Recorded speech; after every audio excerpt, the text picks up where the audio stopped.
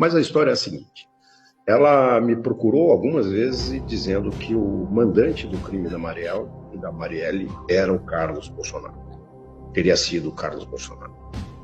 Foram várias vezes e eu falava: você tem provas? Ela falou: tem. Eu falei: mas quais são as provas? Ela falou: quem sabe dessas provas é o general Santos Cruz. Aí eu falei: mas me traz para eu ver até que ponto essas provas tem consistência, tem musculatura. E ela não me trouxe essa documentação, mas continuava muito incomodada e dizia: foi o Carlos quem mandou matar Marielle. Assim como ela dizia também: o Bolsonaro vai dar um golpe, o Bolsonaro quer dar um golpe.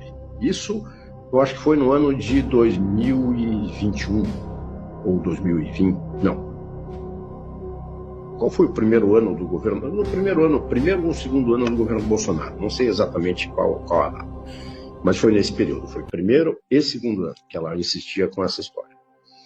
E aí eu disse a ela: o Moro ainda era, sempre o Moro, né? Volta para a história, o Moro era ministro da Justiça à época, e eu falei: por que você não vai conversar?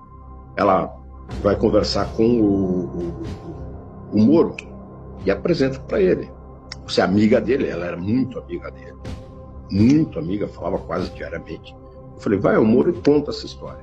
E ela foi, voltou no dia seguinte na minha casa. Eu falei: e daí, o que o Moro falou? Ela falou: não vou falar mais nada.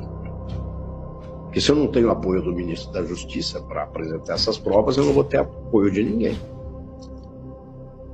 Daí eu falei: então, se você tem medo, não faça.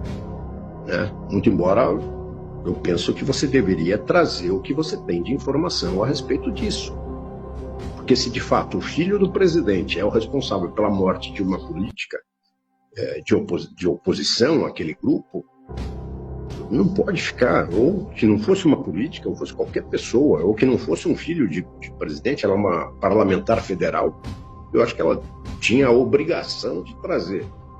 Mas o medo dela de passar por todas as espécies de violência que ela reportava que os Bolsonaro eram capazes de fazer, não deixaram com que ela falasse essa história. Então, a história é essa. Eu acho que precisa ser investigado.